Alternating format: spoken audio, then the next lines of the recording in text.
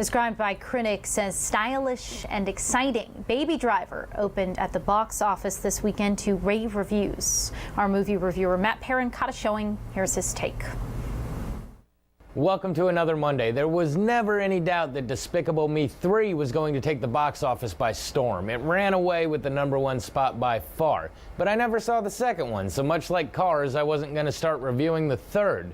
There were 3 other new releases this weekend, and even though I did go see The House, and I'll give you a couple of thoughts on that at the end, there was a new release that I've been eagerly anticipating for several months now. Writer-director Edgar Wright, who is a fan favorite, finally gave us his new offering, and was it everything I hoped for? Here's my take on Baby Driver. Our film begins with a man named Baby. Your name's Baby.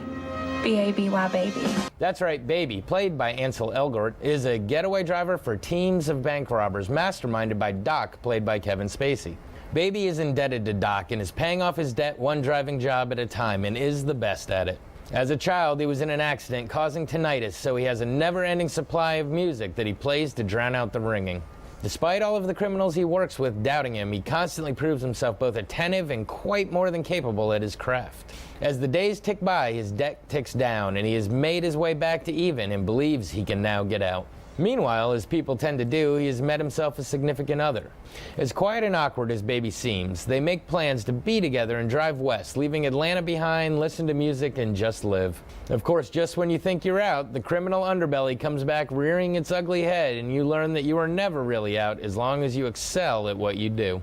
Another heist is set up, and Baby can't say no without risking harm coming to the ones he loves. So Baby is in once more, and with an unpredictable and unstable partner, the job seems doomed from the start. The action, which has never really let up, is somehow becoming even more heated, and we're seeing bodies begin to pile up on jobs where there should be no bodies. As sanity, logic, and professionalism go out the window, suddenly it's every man for themselves. Baby has to stay ahead of the law, protect those he loves, and bring an end to his criminal accomplice lifestyle, all in one long day that leaves us as the audience on the edge of our seat, yet tapping our feet to the beat the entire way through. So, personally, I hate being excited for a movie because it inevitably cannot be as good as you build it up to be in your mind. I have found the exception to that rule. This movie was so much more than I expected. I cannot say enough about it. First off, I knew the soundtrack was going to play a big part in the film, but I didn't know that it was a living, breathing entity, just as important as any of the main characters. The first third of the film, the dialogue is almost not needed.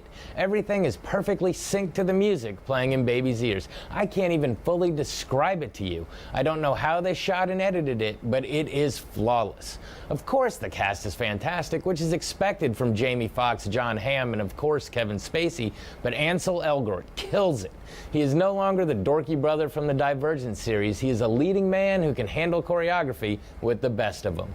Edgar Wright is at the top of his game. I don't know how he outdid his previous films, but this one raises the bar for him in the future. The movie is funny, suspenseful, action-packed, and just sucks you in. By far, one of my favorites this year, and if it was later in the year, I would be expecting some award nominations. As I said before, I also saw The House. It isn't the funniest Will Ferrell movie out there, but to be honest, it was funnier than I expected. Amy Poehler films usually aren't as funny as I think they're going to be, but the two did okay with this one.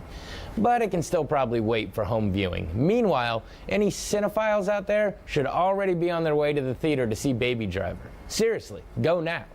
This has been your Monday Movie Musing. Back to you. All right. Thank you, Matt. Coming up, Tyler has one last look at that holiday forecast.